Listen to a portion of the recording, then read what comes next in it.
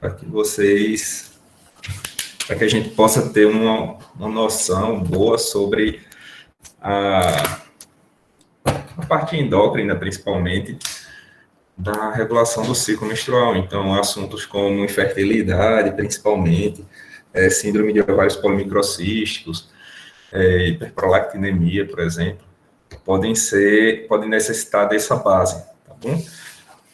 Então, vamos lá. Alguns conceitos, a gente precisa entender o que é gonadotrofina e quais são os esteroides sexuais. Tá? Gonadotrofina são substâncias, são proteínas, né, hormônios, que têm afinidade, né, trofismo pelas gônadas. E aí estes são o LH e FSH, tá bom? Então, o hormônio luteinizante e o hormônio folículo estimulante, tá bom? E os esteroides sexuais são aqueles hormônios produzidos pelos ovários, tá? E são eles a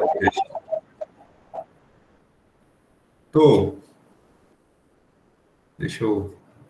Será que eu tenho que interromper aqui e voltar? O professor volta. Ai, não precisava tirar, não. Era só colocar no livrinho aberto ao invés de colocar na apresentação.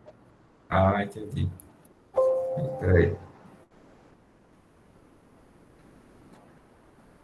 Então eu venho aqui e boto.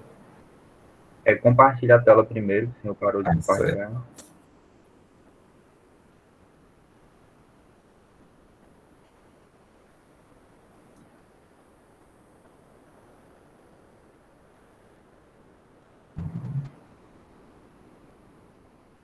Uma janela. Isso aqui. Aí bota no livrinho, né? Isso.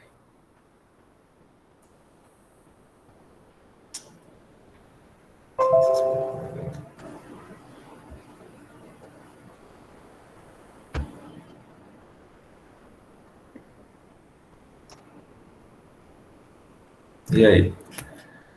Vocês já estão vendo? Pronto, tá ótimo. Só não dá para arriscar. Enfim. Então é isso, assim. As gonadotrofinas são substâncias que têm afinidade pelas gônadas, né? Então são hormônios que estimulam as gônadas, no caso, na mulher, os ovários. São elas o LH e FSH. E os esteroides sexuais, que são estimulados pela a produção dos ovários pelas gonadotrofinas, é a progesterona, a testosterona e estrógeno, tá certo? A produção desses esteroides, eles têm como base o colesterol, e aí pela descarbonização, então retirada de carbono. A progesterona tem mais carbono, seguido pela retirada de carbono, chega a testosterona, por fim, o estrogênio. E aí, só lembrar um pouquinho na produção, que na adenohipófise a gente tem a produção do FSH e LH, que são as gonadotrofinas, mas também tem a produção da prolactina, ACTH, hormônio de crescimento, hormônio tireotrófico, e aí na neurohipófise, que são produzidos no hipotálamo e secretados na neurohipófise, tem a ocitocina e o ADH, que é a vasopressina. Tá? Como eu falei, o colesterol é a matéria-prima da esteroidogênese, e aí, esse colesterol ele é metabolizado no fígado, na adrenal, nas gônadas, tecido adiposo, e ele é metabolizado em esteroides nesses tecidos, tá bom? Nesses sítios.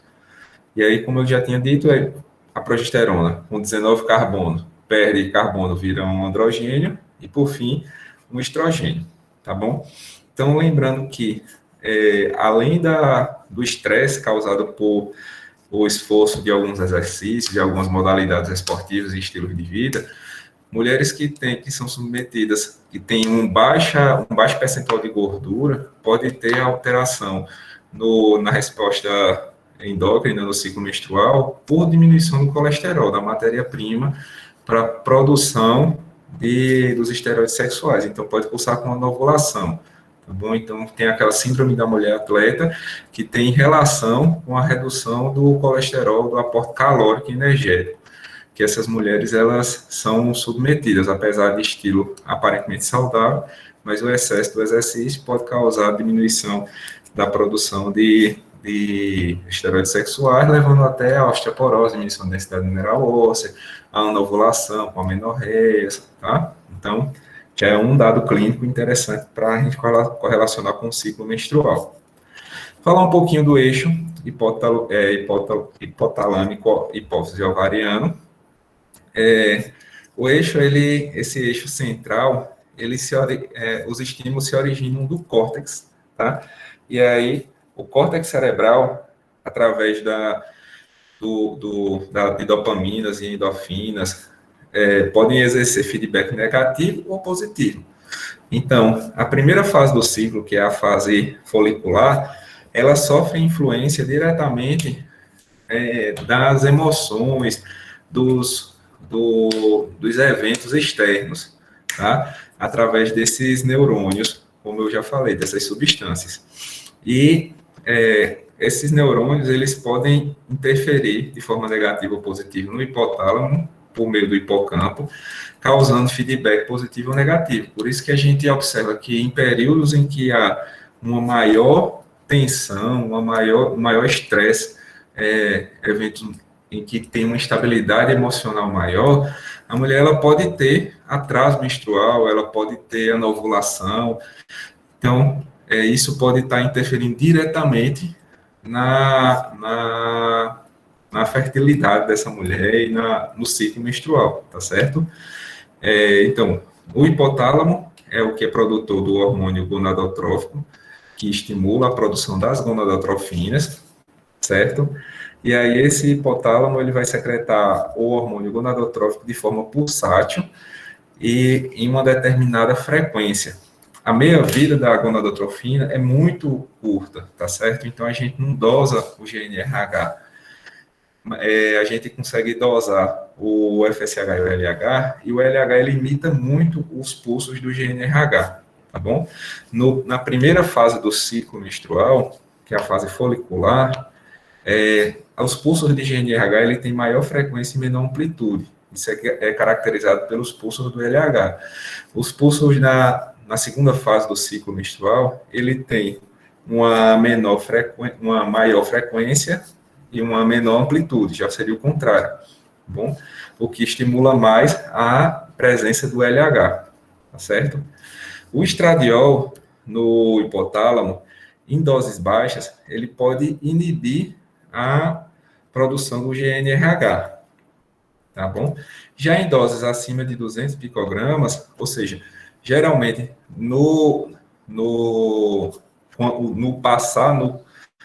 transcorrer da fase folicular, ele pode estimular o GNRH a produzir o LH, tá certo? Então, isso é importante porque, se a gente lembrar daquele gráfico que eu vou mostrar mais à frente, inicialmente o FSH vai estimular os folículos no amadurecimento do folículo quaternário em diante, que é o folículo pré-antral, e aí esse folículo vai começar a produzir uma quantidade maior de estrogênio. E esse estrogênio, quanto maior essa dose, mais estimulação ele vai ter para o LH. E aí chega um determinado período em que o estrogênio ele consegue sensibilizar o hipotálamo, a hipófise, na verdade, aos receptores de progesterona, para que a progesterona venha e estimule ainda mais a produção do LH. Então, voltando. Estradiol no hipotálamo, em doses abaixo de 200 picogramas, ele causa inibição. Isso a gente tem que considerar o quê? Algumas medicações, como o clomifeno, que é usado para a indução da ovulação, ele é um antagonista do estrogênio, tá certo? E algumas medicações, como o tamoxifeno, por exemplo, ele também é um antagonista do estrogênio, então ele pode causar inibição do eixo, tá certo? Já quando em doses um pouco mais elevadas, estimulam o hipotálamo na secreção do LH e na hipófise, e sensibiliza a hipófise a progesterona. Então, o estradiol, ele prepara o território para a progesterona chegar e fazer sua função, tá? Por quê? Porque o organismo está se preparando sempre para gerar. Então, antes de ovular, o estradiol aumenta a produção do LH, e aí vem a progesterona, sobe um pouquinho, faz o pico do LH e depois a mulher ovula. Vocês vão entender um pouquinho mais à frente. Já na hipófise, o estradiol ele estimula a produção e armazenamento das gonadotrofinas, e aí, como eu falei, ele sensibiliza a hipófise para a progesterona. Como seria essa sensibilização? Seria, por exemplo, no começo do ciclo menstrual, na fase folicular, a mulher ela tem, vou chutar aqui, viu? Vou só exemplificar, 50 receptores de progesterona. Quanto mais o estradiol age na hipófise, mais receptores de progesterona ela vai ter. Então, uma quantidade menor de progesterona será o suficiente para estimular a hipófise a produzir LH, que é tão importante para a ovulação, para a luteinização, transformação do folículo pré-ovulatório, né, o folículo ovulatório em corpo lúteo, para a manutenção de uma possível gravidez. Tá bom? E a progesterona no hipotálamo? A progesterona no hipotálamo, ela tem uma função de inibição do GNRH, por isso que ela, inclusive, assim, ela é baixa na primeira fase do ciclo, e quando ela sobe, ela começa a inibir, diminuir os pulsos de GNRH, tá certo? A frequência, tá bom? E aí acaba aumentando a amplitude. E na hipófise, ela promove uma liberação mais ativa das gonadotrofinas, principalmente do LH. E aí vocês vão lembrar que na hipófise o estrogênio ele estimula ele sensibiliza a hipófise para a progesterona, e aí na segunda fase do ciclo, quando você tem mais progesterona, a progesterona na hipófise vai estimular ainda mais a secreção de gonadotrofina para manutenção daquele corpo lúteo, para manutenção da esteroidogênese, tá bom? E os androgênios? Os androgênios inibem a síntese de gonadotrofina na hipófise. E aí vamos lembrar que os androgênios, no uso, em algumas situações, por exemplo, como o uso de anabolizantes, podem causar a atrofia, eles podem causar uma diminuição, uma amenorreia, né? Uma amenorreia um hipogonadismo hipogonadotrófico, tá certo? Causando um tipo de amenorreia que diminui a produção de gonadotrofinas, tá certo?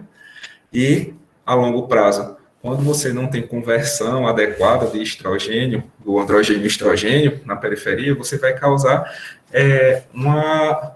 sintomas parecidos com climatério, ressecamento vaginal, pode levar, em alguns casos, à diminuição da densidade óssea, tá certo? Mas são mais sintomas locais. Então, se vocês já viram no ambulatório de trans, já tiveram a oportunidade de acompanhar mulheres que fazem hormonização, que usam androgênio, geralmente tem o epitélio vaginal é bastante atrofiado por conta desse hipogonadismo hipogonadotrófico, tá certo? Então, inibe a produção de gonadotrofinas, logo também inibe a produção de esteroides sexuais pelo ovário, tá bom? Então, vamos lá para a fase folicular. A fase folicular, a gente vai falar só um pouquinho aqui que ela se inicia, de certa forma, a produção dos folículos com 16 a 20 semanas de gestação, lá na vida intraútero. E aí você tem cerca de 6 a 7 milhões de oócitos. E esses ficam parados no diplótimo da prófase 1, na meiose. E a característica desse oócito é que ele tem apenas uma camada de células da granulosa e é uma camada de células como se fossem células escamosas, tá? Não são células cubóides, como a gente vai ver mais à frente, quando ocorre a transformação. Então, é uma camada de células da granulosa. Quando a mulher nasce, quando a menina nasce, ela tem em torno de 2 milhões de oócitos. Na puberdade, isso cai para 300 a 400 mil, 300 a 500, em média 400 mil oócitos. E aí, durante toda a vida reprodutiva, ela vai conseguir ovular, em média, 400 oócitos. Então, imagine aí, há uma perda de função ovariana durante todo o desenvolvimento feminino, tá certo? Diferente do homem, em que a espermatogênese é mantida até a idade senil, tem uma redução, claro, mas é mantida ao ponto da geração da manutenção de níveis de testosterona, de fertilidade e tudo. Para a mulher, existe essa perda de função ovariana, chegando a 300 a 400 mil na puberdade e ovulando apenas 400 oócitos, tá bom? E lembrar que na espécie humana, o fisiológico, o normal, é ovular um oócito por ciclo, diferente de outras espécies, tá certo? E aí, na fase folicular ainda, a gente vai tratar da foliculogênese, como é que se originam esses folículos. E aí a gente tem que lembrar de uma coisa, de um conceito que é interessante, que antes da mulher iniciar um ciclo, por exemplo, o ciclo menstrual, a gente conta com a data do primeiro dia da última menstruação. O D1 é o primeiro dia da menstruação, então a mulher ainda está menstruada, tá certo? Só que aquele folículo que ela ovulou naquele ciclo anterior foi recrutado cerca de 175, 170 dias antes. Então, seriam mais ou menos 4 meses antes, tá? E por volta de 4 meses e meio antes dela ovular, é que ela começa o recrutamento folicular. E esse recrutamento folicular, ele independe inicialmente do FSH, das gonadotrofinas. E aqui é onde a gente tem que lembrar, por que que o anticoncepcional, se ela usa anticoncepcional de forma contínua, ou seja, ela não ovula, por que que ele não preserva a fertilidade da mulher? Porque o anticoncepcional, ele age inibindo a produção de gonadotrofina, tá certo? Então, quem é que vai agir inibindo a produção de gonadotrofina? Os progestágenos. A progesterona, ele vai fazer feedback, a depender da dose, acima de 70 microgramas, ele faz feedback negativo para o LH. Então, muita progesterona pode inibir o pico do LH, tá certo? E a progesterona é quem faz o efeito anticoncepcional, tá bom?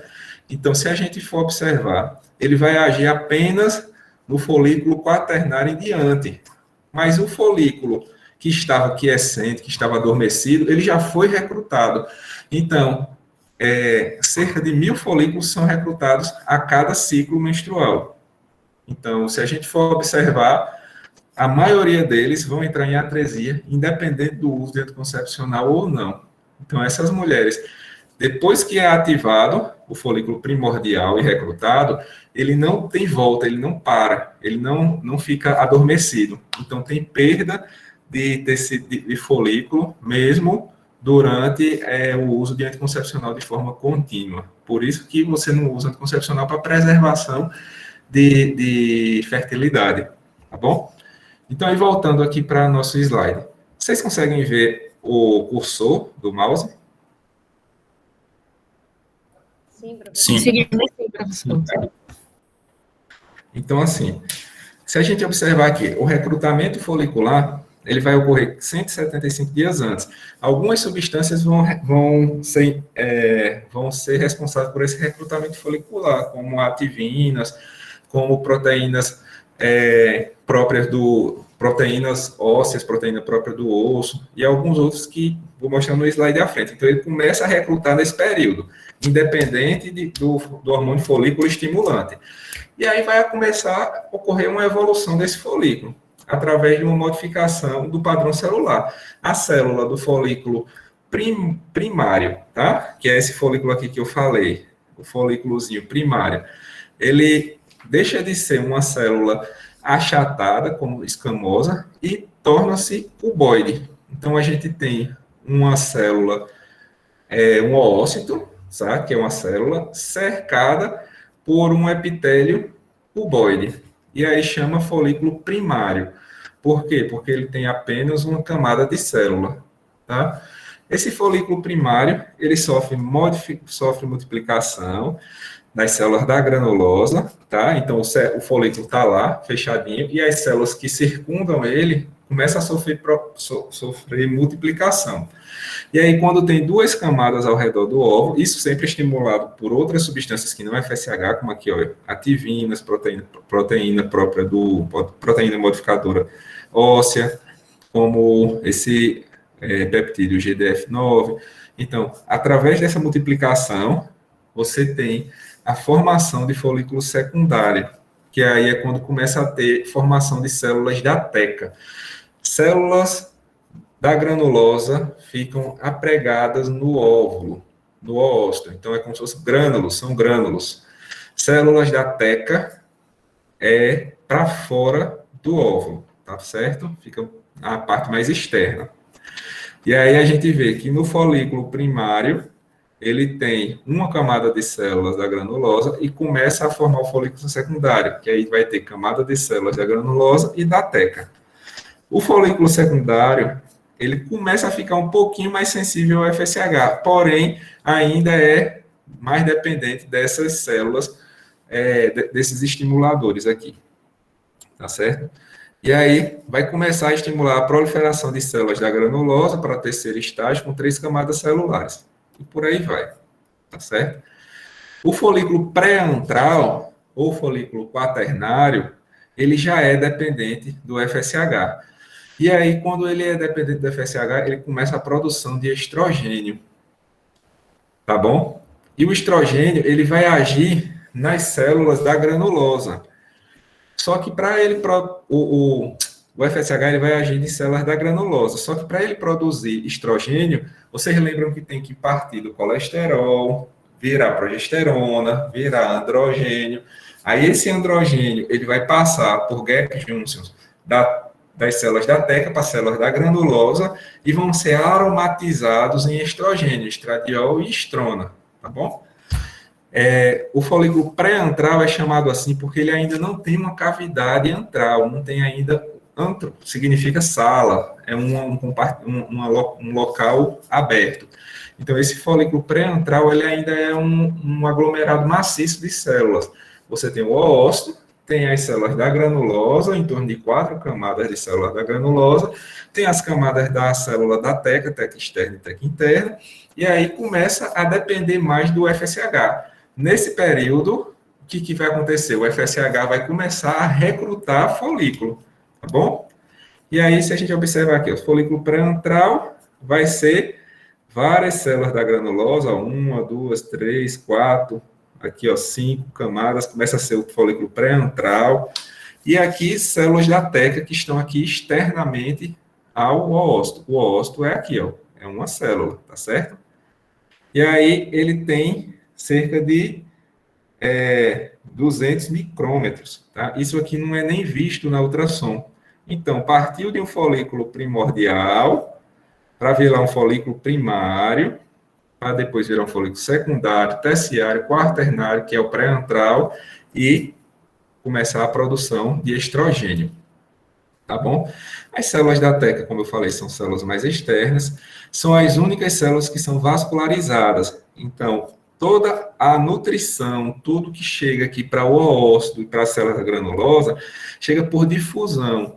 E aí, quem recebe colesterol, quem recebe nutrientes, quem recebe quem faz toda a exocitose desse complexo, desse sistema, são as células da teca, tá? Porque estão em contato com vasos do ovário, tá bom? E aí, as células vascularizadas, quem for mais vascularizado vai chegar mais nutriente, vai chegar mais hormônio. Então, geralmente, vão ser aqueles folículos que serão escolhidos, tá bom? Aí, recebe o primeiro substrato, o LH estimula a produção de progesterona, que é transformado em androgênio, e aí, através de difusão facilitada, entra na célula da granulosa, que está aqui, perto do oócito, e por ação da aromatase. Então, você tem inibidores da aromatase. O que os inibidores da aromatase fazem? Diminui a produção de estrogênio. Então, por ação da aromatase e estímulo do FSH, produz o estradiol. Para que esse ambiente ele fique propício à formação do ócito pré-ovulatório, de um folículo antral, o ambiente intrafolicular, ou seja, dentro disso tudo aqui, tem que ser um ambiente rico em estradiol, tá bom? Quando a gente tem um ambiente rico em androgênio, tá bom?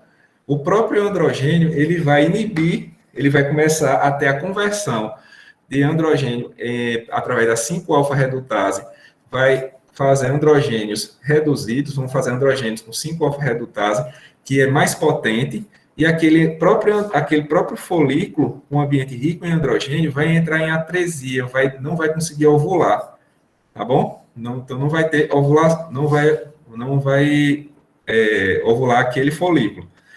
Já o folículo que conseguiu converter androgênio através da aromatase em estradiol e tem mais estradiol, vai se desenvolver. Então, esse é um dos mecanismos de atresia folicular, tá certo? E aí, quem manda na produção de estradiol é o FSH. Quem manda na produção de progesterona e androgênio é o LH, tá bom?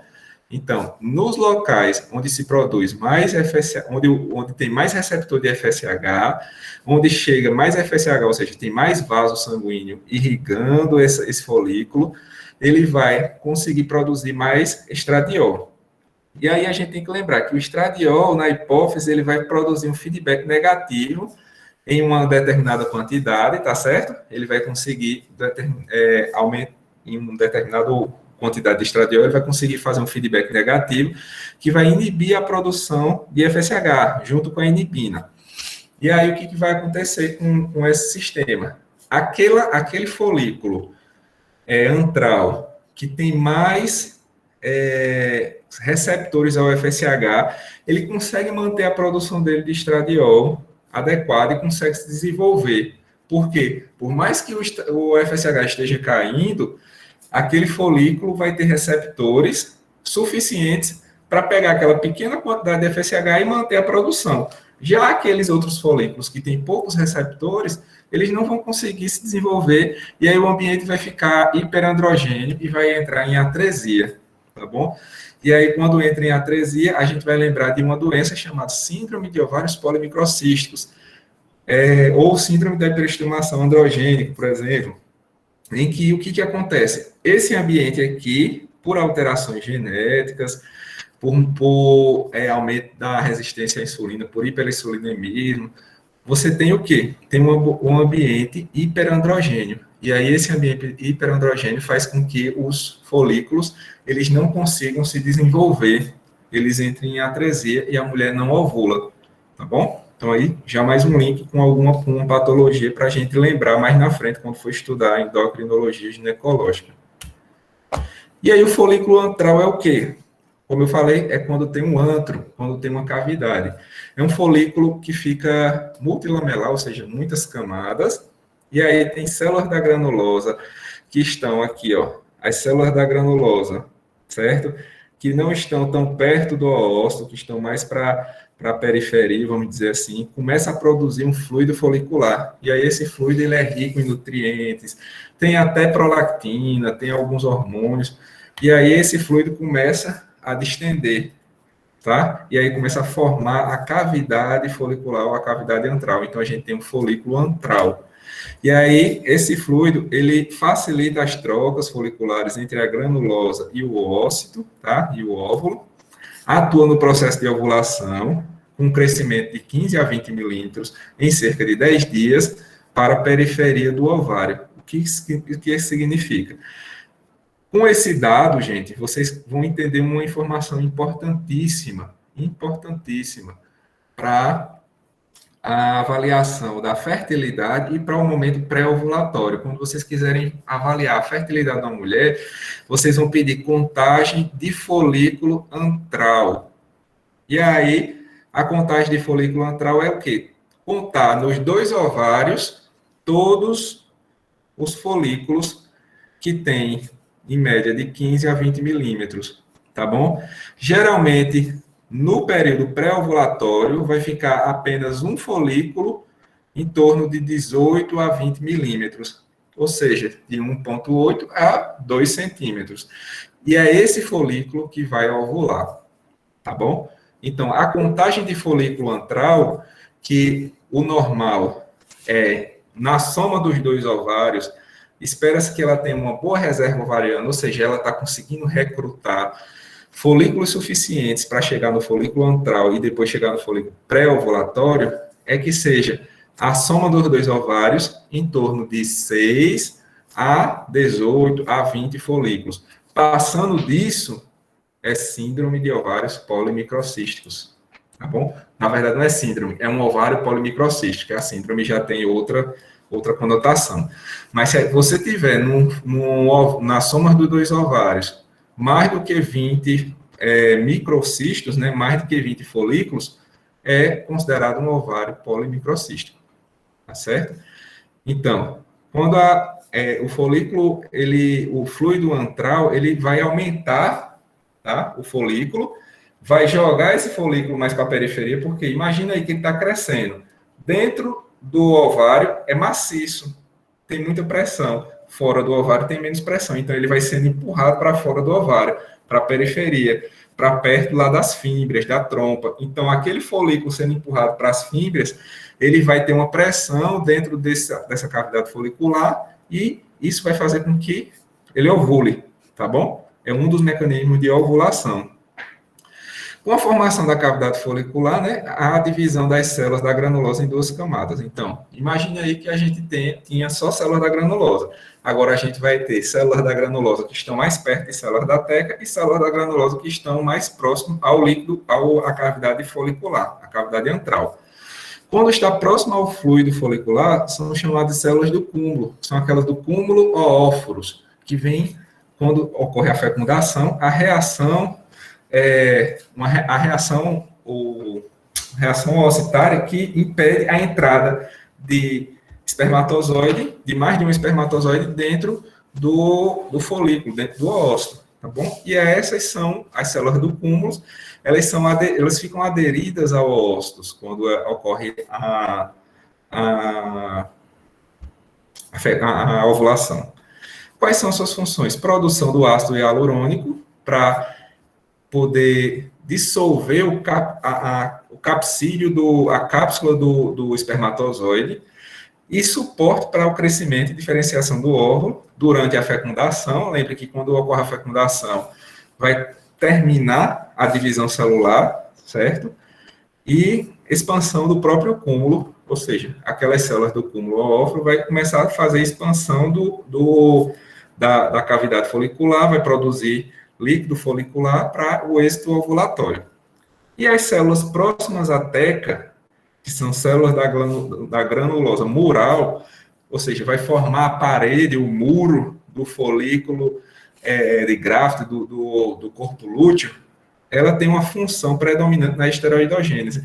São essas células da granulosa que estão perto da teca que vão sofrer a luteinização, ou seja, vão passar a responder ao hormônio luteinizante na produção de esteroide. Lembre que a célula da granulosa, ela tem como função produzir estrogênio sob estímulo do FSH. Quando ocorre a ovulação, a célula da granulosa começa a responder ao LH, é a luteinização. E daí, naquela teoria em que a célula da teca recebe hormônio, ou recebe o colesterol, e aí, sob estímulo do LH, sob estímulo do LH, começa a produzir progesterona, por exemplo, a pregnenolona é uma progesterona, 17-hidroxipregnenolona é outra progesterona. E aí começa a retirada de carbono para produzir o deridoepiandrosterona, androstenediona, testosterona, ou seja, a célula da teca recebe colesterol, sob o estímulo do LH produz esteroide sexual, progesterona e androgênios, e aí os androgênios passam por difusão facilitada, difusão simples, para a célula da granulosa, para sofrer o processo de aromatização, que é desencadeado pelo FSH. O FSH estimula, desencadeia a aromatização, que é a transformação dos androgênios em estrogênios, estrônio e estradiol. Essa é chamada teoria das duas células. Ela explica a esteroidogênese ovariana, tá? Isso aqui cai, que é uma beleza, tá certo? Isso aqui precisa saber. Professor, Diga, mestre. essa reunião aqui vai expirar daqui a alguns poucos minutos, aí eu já vou mandar logo o outro link aqui, só para a gente não cair de surpresa e, enfim, não perder o raciocínio. Eu acho melhor a gente já ir migrando para esse outro aqui. Pronto, pode E mandar. lá, acredito que não vai ter limite de tempo, não, que eu criei com o e-mail da universidade, tá? Então tá aí no chat. Então vamos para lá.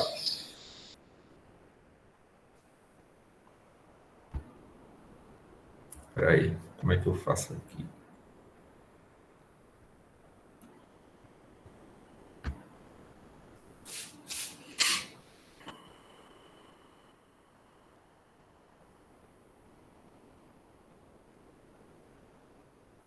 Aí eu saio aqui, né, dessa outra sala. Sim, Dessa professor. que você pode sair. Isso. Eu mandei tanto no chat aqui quanto no WhatsApp o link da próxima. Pronto.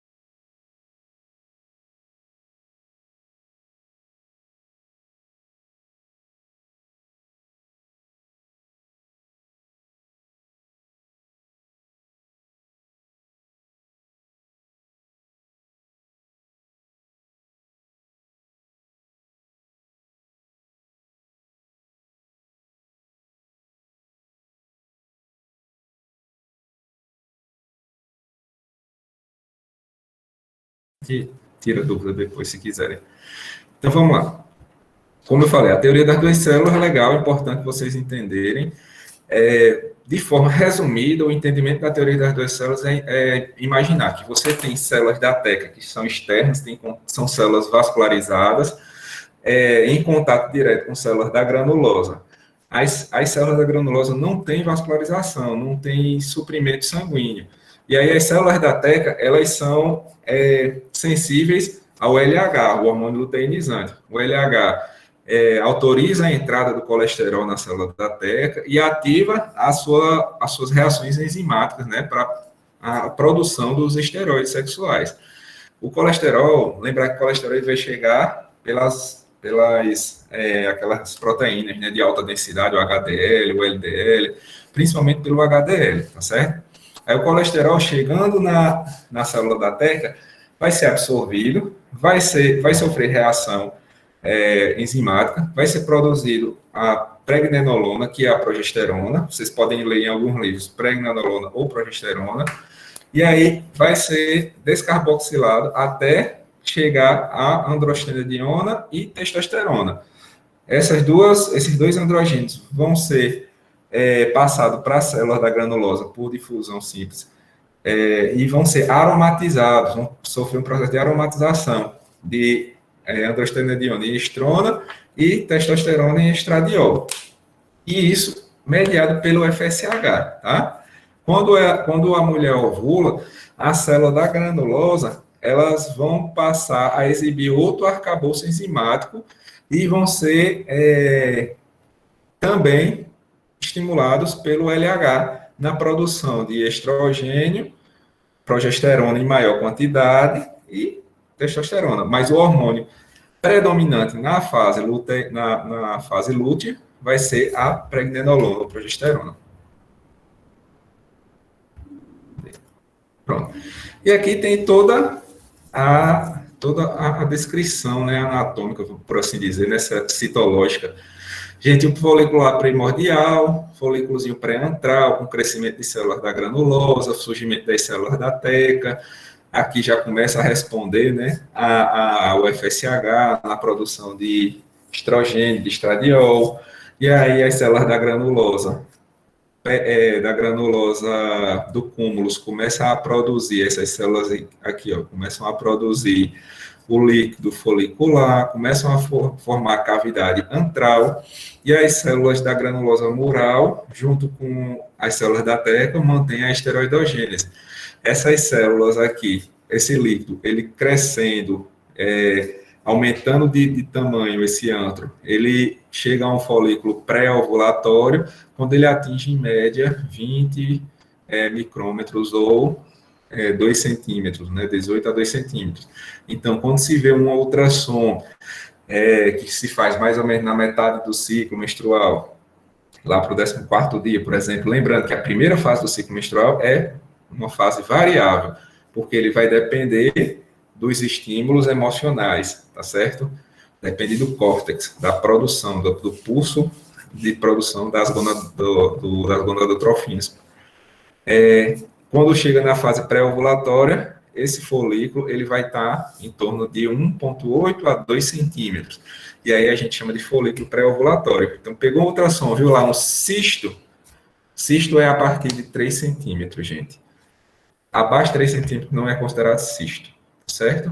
Então, mais uma informação para vocês, uma correlação clínica, é que se nós temos um folículo pré-ovulatório, ele tem em torno de 1,8 a 2 centímetros. E aí, é esse folículozinho que vai virar o corpo lúteo. São essas células do cúmulo zoófilos que vão sair junto com o óvulo, com o óvulo, tá certo? São essas células que têm hialuronidase, que vão nutrir, que vão produzir o líquido folicular. E aí, só uma revisão rápida de tudo até a ovulação. Cada ciclo, como a gente falou, recruta 1.000 folículos. Então, a mulher nasce com 2 milhões, vai para a puberdade com em torno de 400 mil, ovula 400 folículos, né, e perde a cada ciclo 1.000 folículos. Eles são recrutados, saem do estado de quiescência, né, e tornam-se ativos. E aí, esses folículos, a maioria deles vão sofrer atresia, tá certo? Como a gente viu aqui, na passagem da parte primordial, que são aqueles que têm as células da granulosa formando um epitélio escamoso, depois eles se transformam em cuboide para virar um epitélio, para virar um folículo primário, tá? E por aí vai. Apenas alguns, de 8 a 20, chegam no estágio antral. E isso daqui são os folículos antrais. E aí é o que vocês vão pedir. Lembra, a partir de quantos dias a gente tem o folículo antral? Se vocês forem observar, ó, vamos aqui, ó.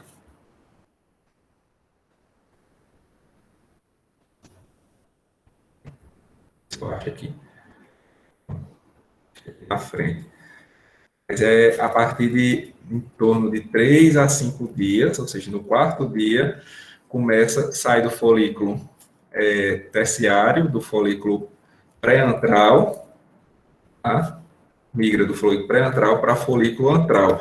Então, quando vocês forem avaliar essa mulher e vai pedir assim, eu quero o ultrassom para contagem de folículo antral, eu peço essa ultrassom a partir do 3º ao 5º dia do ciclo menstrual. Porque a partir do 3º ao 5º dia do ciclo menstrual, eu tenho folículo antral, que dá para ver no ultrassom. Por quê? Porque ele tem líquido dentro. E aí, o ultrassom vai dar um zoom no ovário, dar um zoom no outro, e vai contar. Se tiver de 6 ou 8 a 20 folículos, contando os 2 ovários, ela tem uma boa reserva ovariana. Se tem menos do que isso, tem uma má reserva ovariana, talvez nem consiga responder bem a uma indução, mas aí você talvez tenha que fazer indução para fazer coleta do óvulo, para fazer fertilização, por exemplo, né? E se tiver mais do que 20, chama-se ovários com aspecto polimicrocístico. Tá legal? Então, quando esses folículos eles têm de 2 a 8 milímetros, eles já começam a depender do FSH. E aí, lembrar, quem é que depende do FSH? Os folículos quaternário e o folículo antral. Então, quando você tem folículos quaternários, tá?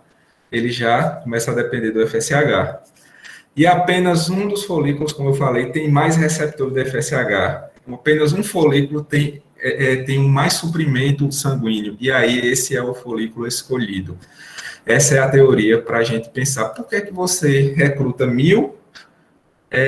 A maioria sofre atresia. Por que de 8 a 20 chegam no estágio antral e só um ovula? Poderia ser os 20. Se a gente pensar assim, todos eles estão dependendo de FSH. Todos eles estão crescendo naquele sistema. Só que só um ovula. Por quê? Porque aquele consegue sobreviver ao feedback negativo do FSH, do estradiol ao FSH. Os outros passam por atresia. E aí, a mulher ovula um folículo, ovula um óvulo e engravida de um bebê. Se não, imagine aí, a mulher ovulando 8 a 20 e engravidando de 20, né? É humanamente impossível. Tá bom, gente? Então, quando ocorre gemelaridade é uma exceção na natureza, tá bom? Então, os folículos maiores, eles não sofrem com a queda do FSH, mas os demais sofrem. E aí eu vou dar uma informação, mais uma dica aí, uma dica quente aí para correlação clínica. Após os 35 anos, a massa folicular, a massa ovariana, vamos dizer assim, a carga ovariana começa a ter uma queda importante, né? Então, após os 35 anos, a mulher ela tem menos folículo. Se a mulher ela tem menos folículo, ela produz menos hormônio chamado inibina B. Se ela tem menos inibina B, ela vai também ter, ou ter mais inibina B, na verdade, ela vai ter também, ou menos inibina, ela também vai ter menos estradiol. Então, se ela tem menos folículo, ela tem menos hormônio inibina, tem menos estradiol, ela vai ter mais FSH. Se ela tem mais FSH, ela pode recrutar mais folículos antrais. Então, após os 35 anos, apesar dela ter menos folículo, ela ainda tem mais chance de ter gêmeos dizigóticos por ovular mais de um óvulo. Entenderam?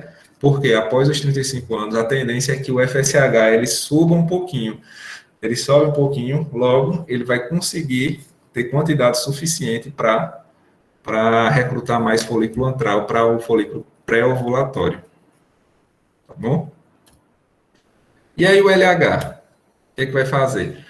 Na fase folicular, o LH, ele, nas células da granulosa, começa a ter expressão dos receptores para o LH, ou seja, tem aquela luteinização. No finalzinho da fase folicular, né? Começa a ter mudança lá do arcabouço enzimático, tudo, e aí começa a ter expressão de receptores do LH na célula da granulosa, que era apenas FSH. E aí tem mudança no padrão de dependência de FSH para LH.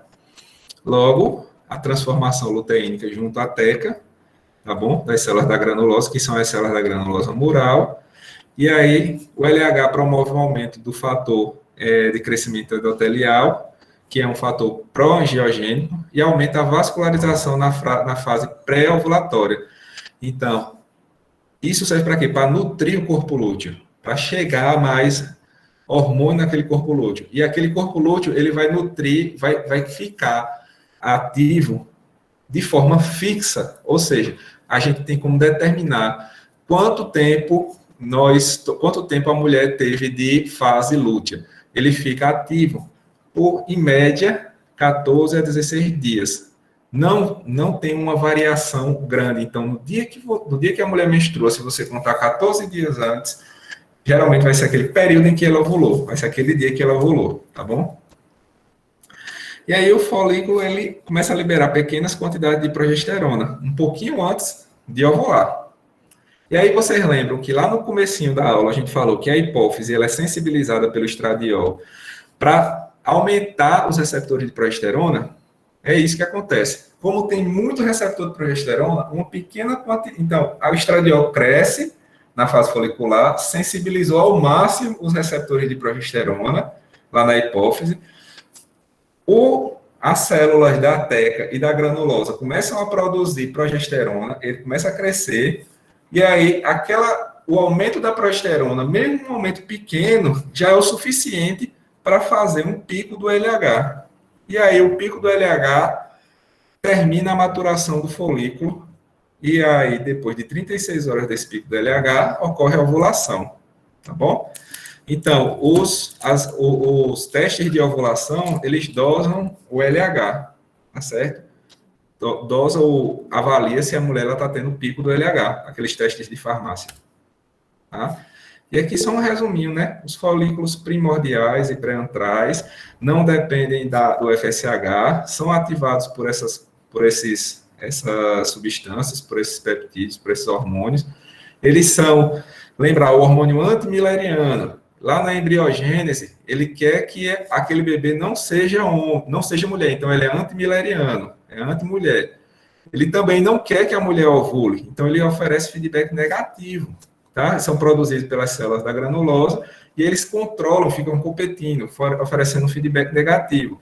O hormônio antimileriano, ele também é proporcional à quantidade de células de tecido ovariano. Então, ele também é um marcador de reserva ovariana. Se ele tiver muito baixo, geralmente abaixo de 1, fala a favor de uma baixa reserva ovariana, tá bom?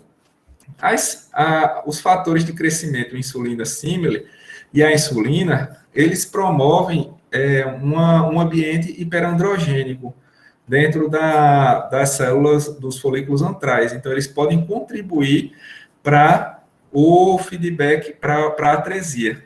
Tá? E aí, a partir no folículo antral é que eles começam a agir.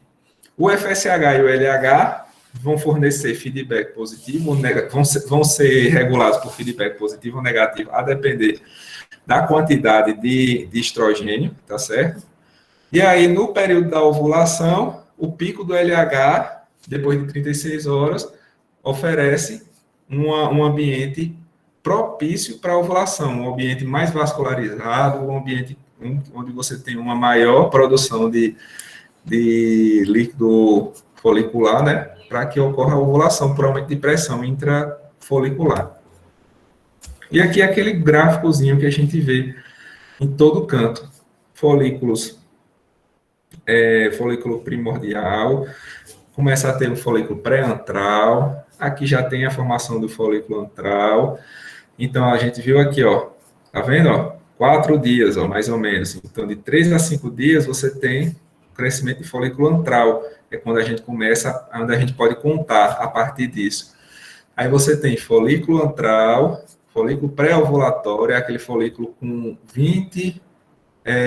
2 centímetros, ocorre a ovulação. Se a gente observar, olha aqui, quem é que está aqui, ó, o estradiol, ó, o FSH aqui, ó, que é o verdinho aqui, ó, ele começa a aumentar, estimulando aqui o folículo pré-antral e o folículo antral a produzir o estradiol. O estradiol vai aonde?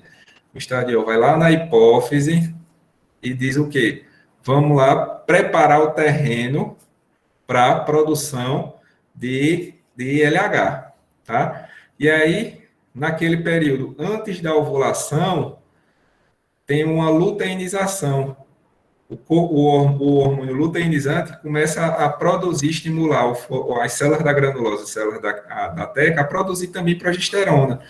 E aí, o pouquinho de progesterona que cresce já é o suficiente para estimular o pico do LH. Esse pico do LH faz com que, depois de 36 horas, a mulher ovule. tá bom? Só que essa primeira fase do ciclo, ela é variável, ela pode variar de 10 a 14 dias, e aí é uma variação associada com alguns neurônios, né? Com alguns neurônios, não, com algumas substâncias neurológicas, neurotransmissores, desculpa, gente. Por exemplo, a dopamina faz inibição, lembra disso, viu? A dopamina faz inibição, a noradrenalina faz estimulação. Quando ela ovula, o corpo lúteo ele tem uma meia-vida, em torno de 14 a 16 dias. Então, isso aqui é fixo.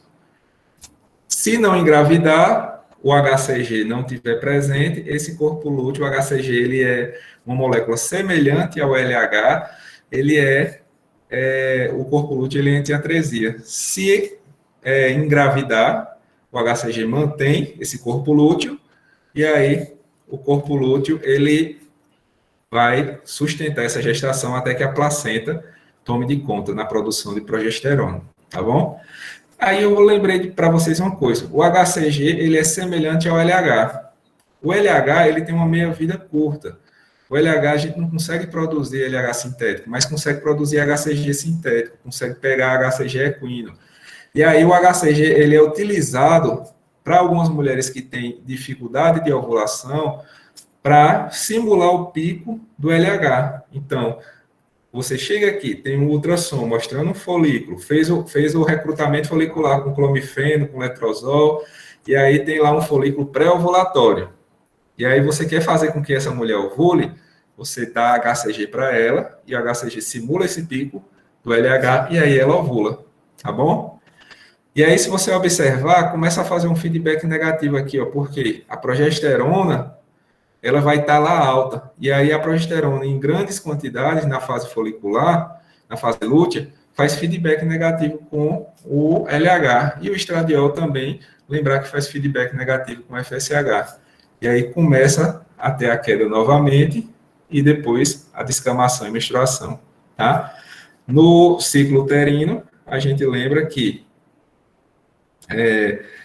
o endométrio, ele vai estar, depois da menstruação, passa pelo período chamado o endométrio proliferativo, ovulou, ele começa a ter o endométrio secretor. O endométrio proliferativo tem as arteríolas radiais, tá? As glândulas, elas não são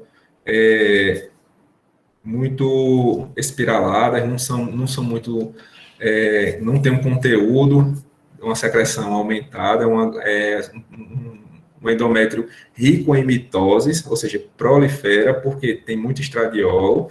Então, se você tem muito estradiol, o endométrio sofre muita mitose. E aí, mulheres que têm anovulação, ou seja, não conseguem ovular, ela vai passar um bom tempo sendo exposta a estradiol, então vai passar por muita mitose. Se eu tenho um tecido que tem muita mitose, eu tenho um tecido que tem mais risco de desenvolver câncer.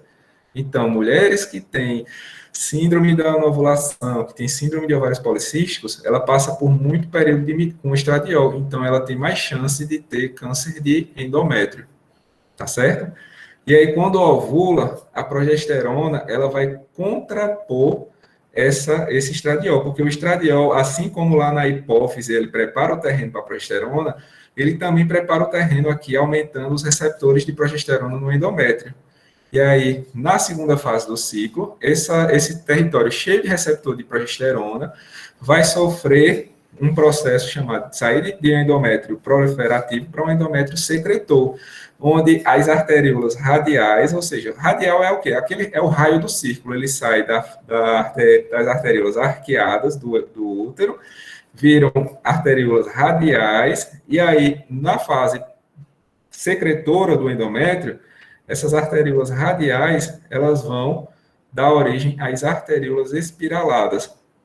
As arteríolas espiraladas, eles vão sair da camada basal do endométrio e chegar até a camada funcional. As arteríolas radiais, elas ficam até a camada funcional do endométrio, tá certo? Então, quando ocorre descamação, quando ocorre a menstruação ela vai ser o quê? Quando você tem uma ausência de progesterona e estrógeno para manter esse endométrio, tá? Principalmente a progesterona, e aí quando você tem queda desses hormônios, e esse endométrio ele fica sem esses hormônios para manter as suas camadas em maturação, digamos assim, né, para manter essa camada da forma secretora, ela começa a sofrer isquemia, processo de aumento de prostaglandinas, as prostaglandinas fazem vasoconstricção, tá certo? E aí isso faz com que ocorra a descamação, tá certo? E aí a descamação vem até as arteríolas radiais, vem até a camada funcional. Ficou só a camada funcional, aí dá origem, no próximo ciclo, a proliferação para a camada, ficou só a camada basal, desculpe, dá origem à proliferação para a camada funcional, que é a camada que funciona o endométrio. Para que serve o endométrio? Para a implantação do embrião. Então, o embrião se implanta na camada funcional, que é a camada que funciona no endométrio, tá certo? E aí, se não ocorrer fecundação e nidação, vai menstruar de novo, perdendo a camada funcional, deixando a camada basal para dar origem novamente ao endométrio, tá certo? Se vocês observarem aqui, tem aqui a trajetória do oócito, né, saindo aqui do ovário, passando pela tuba, sendo fertilizado aqui na ampola e caindo aqui no útero. Depois de 7 dias da fecundação, ocorre a nidação, né? Então, vamos lá. Falando ainda sobre o LH na fase lútea, então a gente falou da fase folicular, da ovulação, iniciamos a fase lútea, aí a gente vai falar ainda um pouquinho mais. O LH, ele estimula a produção de substâncias proteolíticas e prostaglandinas lá no endométrio, tá certo? Quando esse LH cai, as prostaglandinas também começam a aumentar, na verdade, vai estar em pico, e aí é isso que causa cólica. Por que a mulher tem cólica? Porque algumas têm mais prostaglandina do que outras, tá certo? E aí, o que a gente vai usar como medicação para dismenorreia, para cólica? Vai ser um antiespasmódico? Vai ser a iosina, Buscopan? Não, vai ser um anti-inflamatório para inibir a produção de prostaglandina, tá certo? Então, o que é que você trata? Trata a cólica com inibidores da produção de prostaglandina, inibidores da COX. Para mulheres que têm sangramento uterino anormal, lembrar, substâncias proteolíticas e prostaglandinas. O excesso de prostaglandina e substâncias proteolíticas também aumentam o sangramento, então a gente também pode usar anti-inflamatórios, tá certo? Baseado nessa bioquímica aqui do endométrio, a gente entende por que você vai usar aquele remédio. Ainda sobre o LH, né? Ele reativa a meiose do óvulo, interrompida no diplótano da segunda meiose, né? Isso é já na puberdade, quando começa a puberdade, ele vai no diplótano da segunda meiose. As células da parede folicular, que permanecem no ovário após a ovulação, ou seja, as células da teca e da granulosa mural, composto por células da teca e células da granulosa, né? Ambas são sensibilizadas para a ação do LH e entram no processo de luteinização, que é nada mais do que fazer com que essas células respondam ao LH para a produção de esteroides. E essa produção é direcionada para a progesterona. Então, ele produz lá progesterona, andrógenos e estrogênio.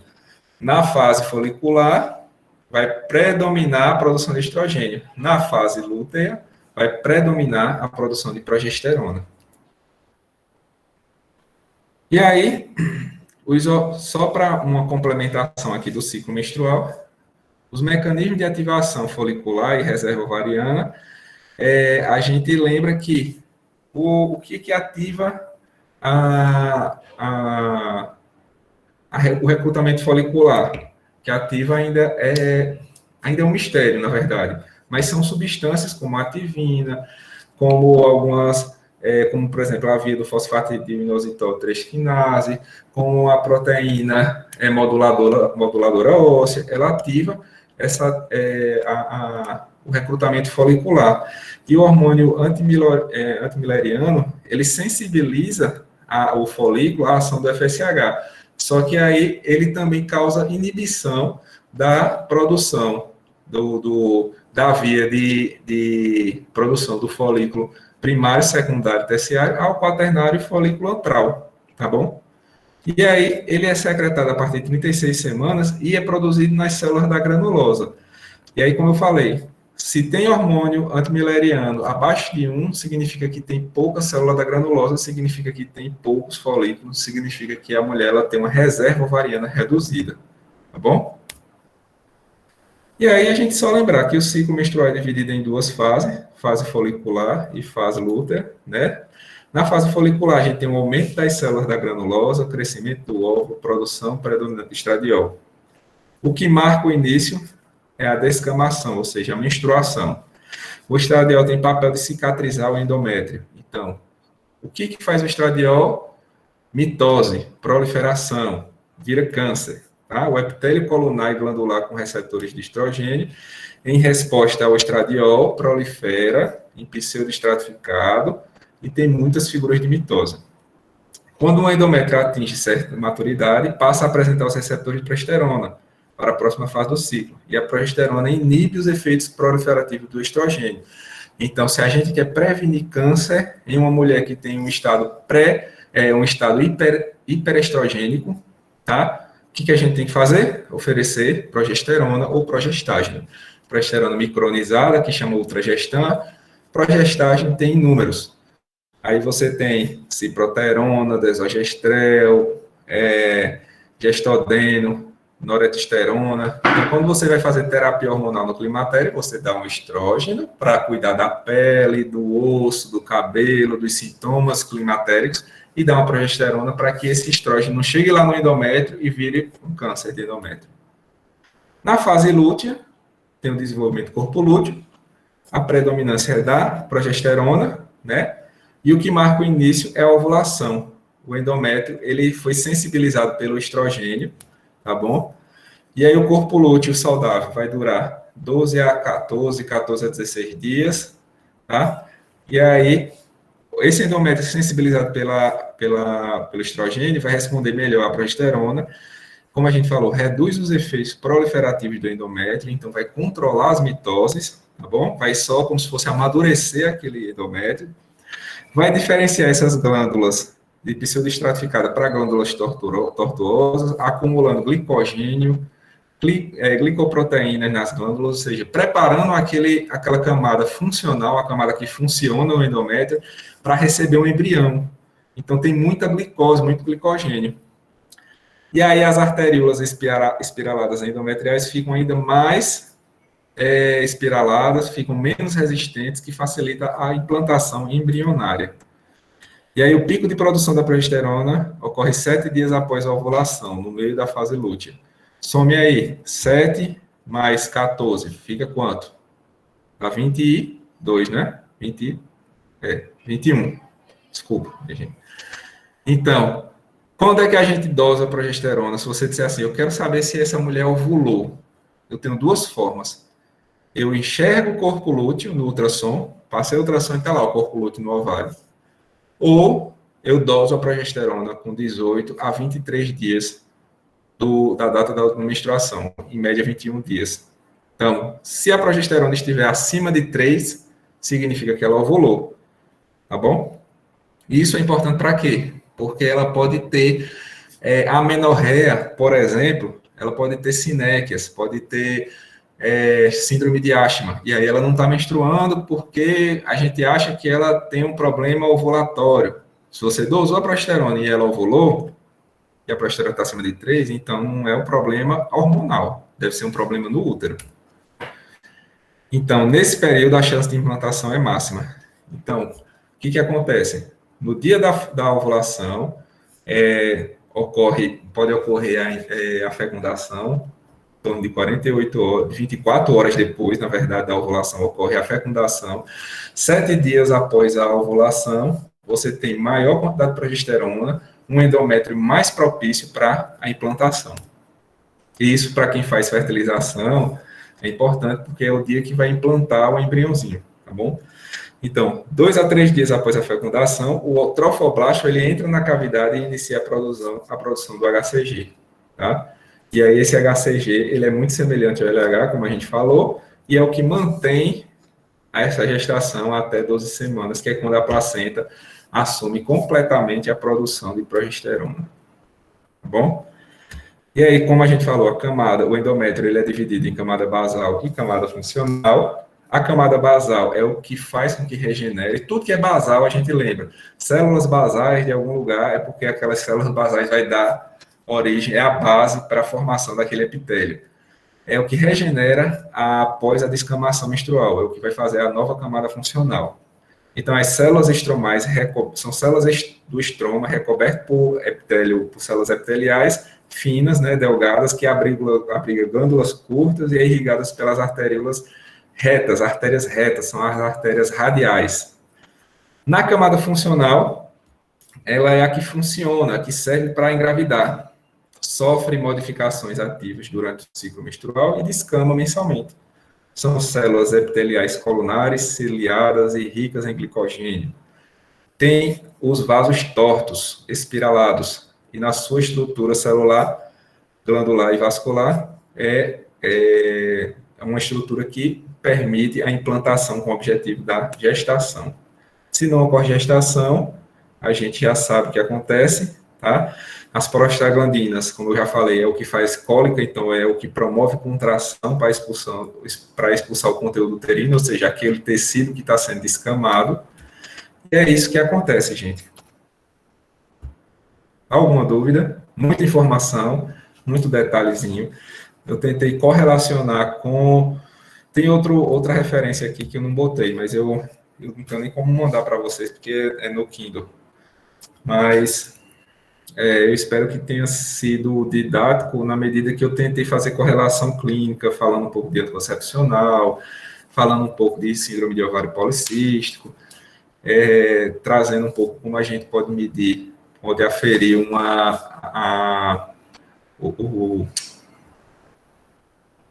a fertilidade na mulher, né, a reserva ovariana.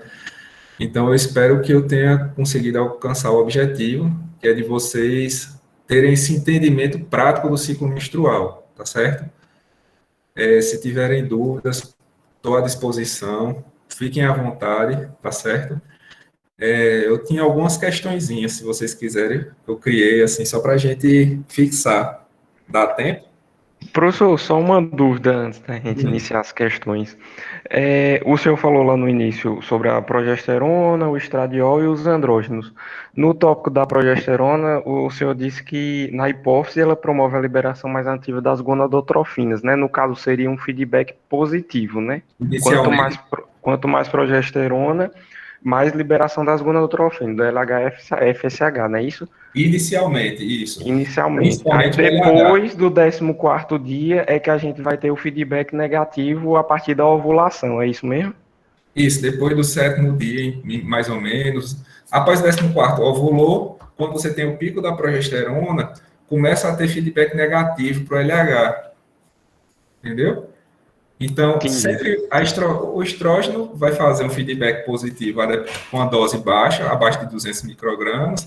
Depois é um feedback positivo com a dose mais alta para o LH, principalmente, tá? As custas, principalmente, da progesterona. Então, o estrógeno, lembra no slide lá inicial? O estrógeno faz aquilo. A progesterona, da mesma forma, ela estimula na hipófise, através dos receptores que foram sensibilizados pelo estrógeno, a produção do LH para a manutenção daquele corpo lúteo, só que com o aumento da progesterona, essa informação eu não tenho, não vi em nenhum livro, a quantidade de progesterona necessária para você inibir, só que para efeito anticoncepcional, o que inibe o LH é a dosagem de progesterona acima de 70 microgramas.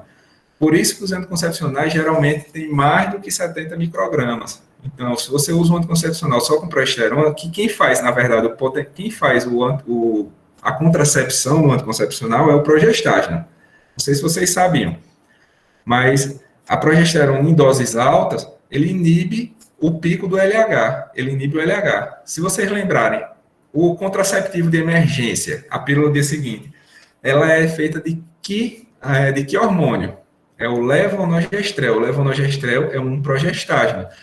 Se vocês observarem, não existe nenhum contraceptivo hormonal que tem só estrogênio, porque o estrogênio, ele não inibe o eixo, ele não vai inibir o pico do LH, tá?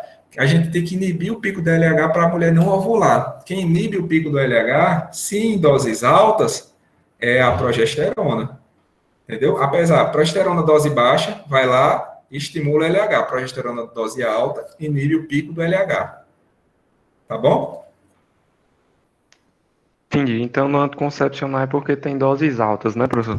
De progesterona. Se você for ver qualquer anticoncepcional, implante, o implante intradérmico, é o etonogestrel. A injeção trimestral, que é só de progesterona, é o medroxprogesterona, acetato medroxprogesterona.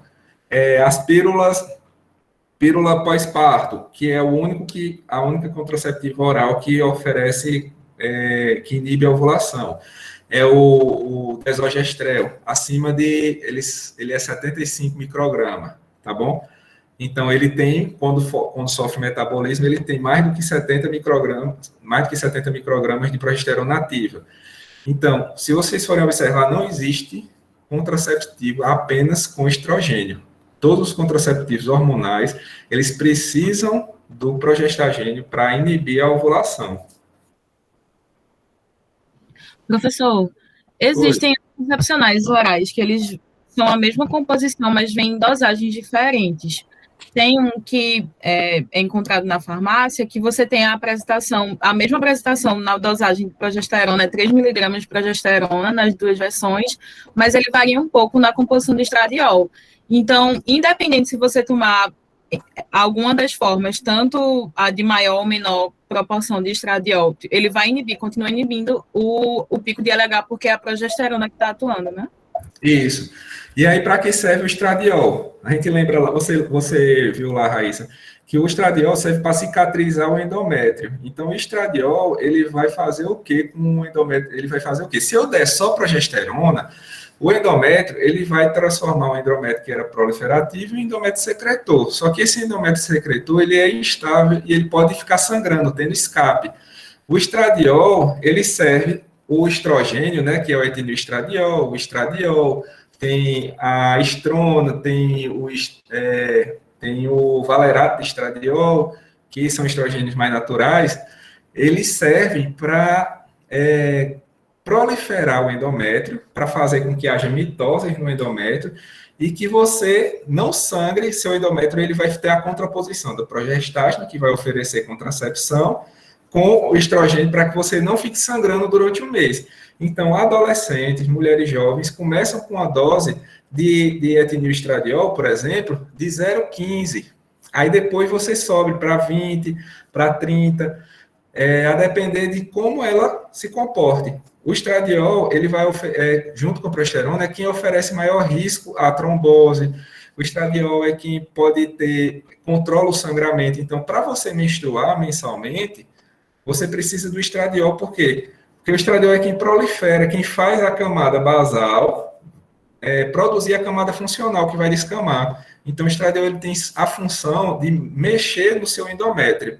Se você tem escapes, você pode usar só progesterona para atrofiar o endométrio, mas a primeira linha de tratamento é dar estrogênio para o seu endométrio, para cicatrizar. O escape é porque está tendo falhas no estradiol, no estrogênio que estabilizaria o endométrio. Então, se você precisa de controlar o escape de um anticoncepcional, você dá mais estrogênio, aí você aumenta a dose do estrogênio, como você bem falou. Anticoncepcional tem lá 3 miligramas de progestágeno, de levonorgestrel, sei lá. Aí você aumenta a dose do estradiol conforme os sintomas de escape vão aparecendo.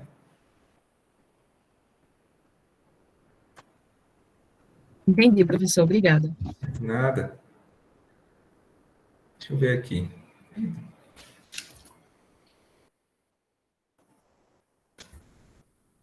Vamos aqui só. Acho que dá para responder bem rapidinho aqui. Foi eu que fiz aqui essas questões, então pode ser que não estejam muito boas, não. Cadê?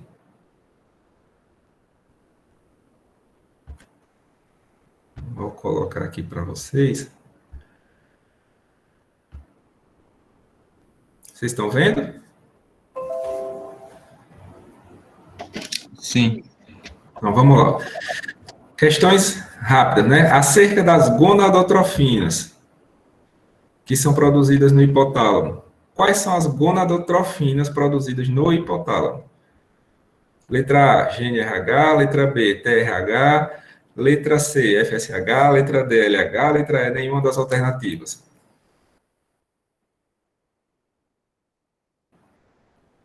E aí? Deixa eu botar aqui alguém aqui para ver se alguém responde. Cadê? Eu não sei nem quem é. Olha, a Aleph disse que era GNRH, Isabel disse que é a letra A. Vamos lembrar, então, quem são as gonadotrofinas. Gonadotrofina é LH e FSH. GNRH não é gonadotrofina. Ele é um hormônio gonadotrófico. Gonadotrofina, ela estimula o... Vocês estão vendo, né? Aqui. Então, a letra A é uma questão mesmo conceitual, gente. É só para fixar, tá? Gonadotrofinas são aqueles hormônios que fazem com que a gônada produza os esteroides. Quem são as gonadotrofinas? FSH e LH. E nenhuma delas é produzida no hipotálamo. O hormônio gonadotrófico, que no caso aqui é o GNRH, ele é produzido no hipotálamo, mas ele não é uma gonadotrofina. Então a resposta é a letra E. Tá certo? Para vocês lembrarem. Uma mulher aparentemente saudável, com IMC adequado, atleta de alto desempenho, passa por longos períodos sem menstruar, pois pode prioritariamente faltar nela. O que é que pode faltar nessa mulher? Colesterol, acho que... Colesterol. Então, se ela tem uma baixa, ela é, quando a gente faz o IMC, a gente não está refletindo o estado nutricional dessa pessoa. Ela pode ter um IMC adequado, mas ela tem baixa quantidade de tecido adiposo. E aí é o que a gente vê nos programas de esporte, ou então em alguma matéria relacionada à mulher que é atleta de alto desempenho. Ela pode ter um tecido magro bem desenvolvido, mas falta massa gorda também, falta um pouquinho de colesterol. E aí, se ela tem pouco colesterol, ela vai ter menos substrato para a produção de testosterona, estrógeno, progesterona, tá? Então, ela pode estar faltando colesterol. Pode ser que ela precise de um equilíbrio nutricional. E aí é onde vocês podem até, por curiosidade, procurar. Tem a tríade da mulher atleta, que aí tem a amenorreia, tem diminuição da massa óssea, né, da infertilidade. Então, essa mulher ela pode ter uma diminuição do aporte calórico, tá?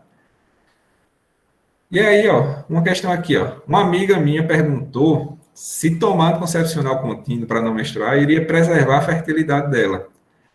Aí eu disse que eu acho que sim. Será que estou certo e por quê? Letra A, você está certo, pois o anticoncepcional combinado age não permitindo a ovulação, então sobra mais óvulos e ela menstrua porque suspende o hormônio. Letra B, você está errado, porque o anticoncepcional combinado não permite o recrutamento folicular, o que ocorre há mais ou menos 4 meses antes dela menstruar. Você está errado, pois o anticoncepcional combinado vai espessar o muco cervical, impedindo que o espermatozoide entre no útero e ela vai ovular. Você está certo,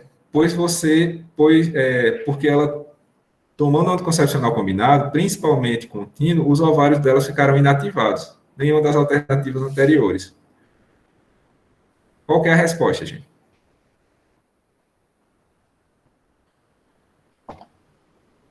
Não é... Eu acho que seria E, não? A letra E? Porque essa mesma professor falou que mesmo... Calma.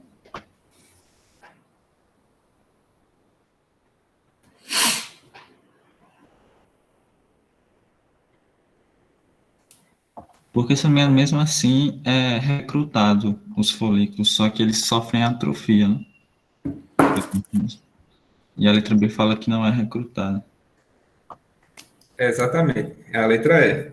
A letra B estaria correta se a gente botasse assim, ó. A pessoa de fato está errada, né, gente? Se vocês observarem, aqui, ó, para quem, vou ver aqui, letra E. E se a mulher não, se não a mulher que parou de tomar hoje, poderia engravidar daqui a 4 meses. Pronto, exatamente. Por que a letra E? Se a gente botasse aqui na letra B, ó, você está errado. A pessoa que falou que ia preservar está errada. Porque o anticoncepcional combinado, ele não permite o recrutamento folicular total. Na verdade, ele não impede, não é isso? Se eu botasse aqui, não impede recrutamento folicular total. O que ocorre mais ou menos. Se eu dissesse isso, o que ia acontecer? Essa daqui estaria certa. Por quê? Antes de 4 meses, mais ou menos 175 dias, o anticoncepcional não age nesse recrutamento. Ele age nas gonadotrofinas, lá no LH, no FSH, tudo. E aí, ele pode até impedir o FSH, porque ele também tem estrógeno, não é isso? O anticoncepcional combinado. Mas ele vai agir inibindo a ovulação, inibindo aqueles folículos que já foram recrutados. Então, não vai preservar a fertilidade. A resposta é a letra E.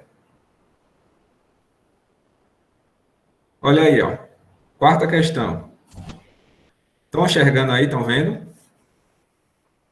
Ó, com relação às imagens acima, qual figura representa o período do ciclo menstrual em que a mulher está ovulando?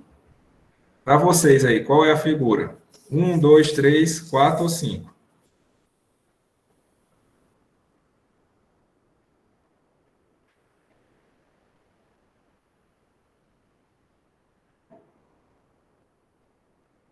Deixa eu ver aqui, que eu acho que vocês estão escrevendo aqui. Dá um zoom, né? Espera aí.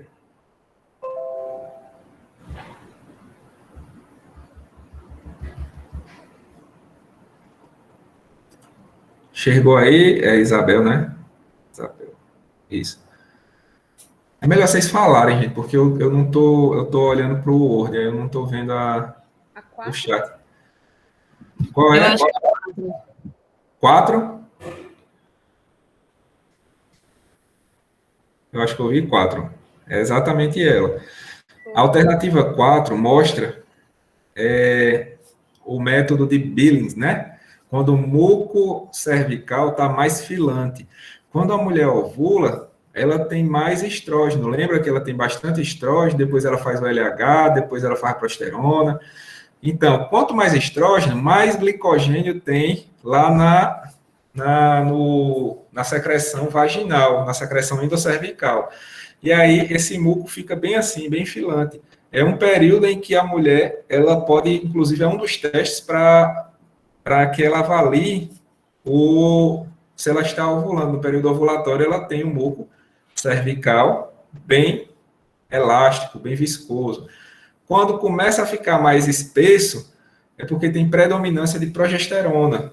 E aí esse muco fica mais espesso. Então, no período em que ela está ovulando, não é o que ela ovulou, ela está com esse muco mais filante, mais fluido. Tá bom? Então, alternativa 4. Ó, ainda com relação à fase do ciclo referente à questão 4, ou seja, a ovulação, após quantas horas, em média, e qual hormônio eleva-se em pico para que ocorra a ovulação? Então, depois de 48 horas do pico da progesterona, 36 horas do pico do FSH, 24 horas do pico do estradiol, 36 horas do pico do LH, 48 horas do pico do estradiol.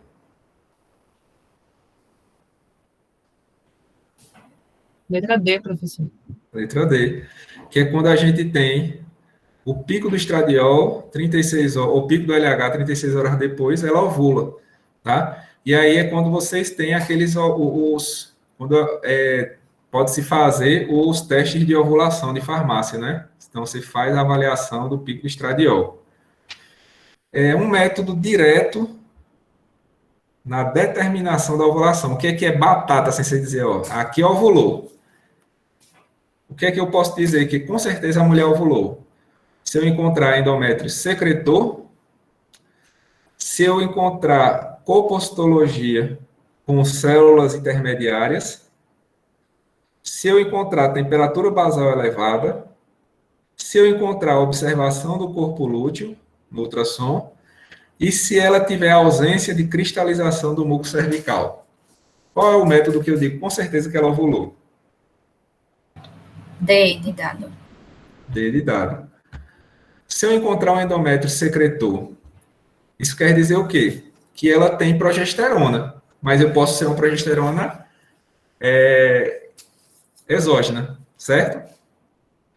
Copostologia com células intermediárias é só uma questão mesmo pode ser o período do ciclo menstrual? Pode, porque você tem na copostologia células basais da vagina, intermediárias e superficiais, mas isso não obrigatoriamente significa que tem ovulação, tá? Temperatura basal elevada é um dos métodos para se avaliar se a mulher está ovulando, porque a progesterona aumenta a temperatura basal, mas isso não é muito fidedigno, porque se está um dia mais quente, se ela tem febre, se está tomando alguma medicação, pode elevar, tá? E a ausência da cristalização do muco cervical também não é fidedigno. A presença do corpo lúteo significa que tinha um óvulo e ela ovulou. Então, no ultrassom, viu o corpo lúteo, é igual a ovulação. Qual fase do ciclo menstrual ovariano é fixa e qual sua duração no ciclo normal? Fase folicular, 14 dias. Secretória, 28 dias. Proliferativa, 14 dias. Lútea, 14 dias. Lútea, 28 dias. Lútea é 14 dias, letra D também. É a fase fixa, certo? Vou explicar mais não, porque aqui vocês já estão careca de saber. Uma mulher deseja avaliar sua reserva ovariana, capacidade do ovário dela de ovular. Considerando seu conhecimento de fisiologia do ciclo menstrual, quais os parâmetros poderiam ser avaliados? Hormônio antimileriano e ultrassom transvaginal para contagem de folículos antrais, dosagem de progesterona e hormônios luteinizantes, biópsia de endométrio na fase ovulatória e dosagem de inibida B, dosagem de hormônio folículo estimulante e estradiol próximo ao período pré-menstrual e avaliação do muco cervical e dosagem do glicogênio vaginal no 16º dia do ciclo menstrual. Qual vocês acham que avalia a reserva ovariana? A. Letra A. Muito bem. Então, hormônio antimileriano acima de 1, a mulher tem reserva, porque ela tem folículo que tem células da granulosa que está produzindo hormônio antimileriano, ou seja, ele não varia de acordo com o ciclo menstrual, ele varia de acordo com a quantidade de folículos que essa mulher tem, seja folículos primários, né, até folículos pré-ovulatórios. E a ultrassom, lembrar que do 3º ao 5º dia, a partir desse tempo, ela já vai ter folículo antral. Se ela tem folículo antral, a gente conta de 8 a 20 folículos, tá legal, de 6 a 20 folículos, por exemplo, tá legal. Então, ela tem uma reserva ovariana, ela recruta bem os folículos. Então, isso é o que avalia a reserva ovariana da mulher. Sobre a teoria das duas células, para finalizar aqui, preguiça de fazer a 10ª questão, vamos avaliar. Célula da teca. Então, eu quero as alternativas corretas, né? Células da teca são mais externas no ósseo, recebem o substrato para a esteroidogênese e, sob o efeito do LH, produz testosterona. Certo ou errado? Certo. Eu acho que está certo. Pronto. Teca, testosterona. Ó, outra dica é teca, testosterona. Ela produz testosterona, certo? Então, ela produz progesterona e testosterona. Tá certo. As células da granulosa recebem nutrientes e testosterona por difusão. Essas células ficam mais internas, produz sob efeito do FSH o estradiol, pelo processo de aromatização da testosterona. Certo também. Certo também. Teoria das duas células aqui, ó. As células da granulosa produzem um líquido folicular que irá preencher a cavidade folicular, que facilita as trocas entre a granulosa e o óvulo e o processo de ovulação. Certo ou errado? Quem é que produz o líquido folicular? Mas células da granulosa mesmo, acho que tá certo também. Células da granulosa, do cúmulo ao óvulo. Exatamente, tá certo. E o folículo pré-ovulatório tem, em média, 20 milímetros. Certo ou errado? Certo, letra C, né? Certo também, tudo aqui correto, né? Então, aqui é um exercício mais para fixação. Acho que dá para a gente entender um pouquinho aí como a gente pode utilizar, né, os conhecimentos de ciclo menstrual para diversas situações na nossa prática clínica. E é isso aí, gente. Obrigado. Um abraço para todo mundo e até a próxima. Obrigada, professor. Valeu, gente. Valeu, professor.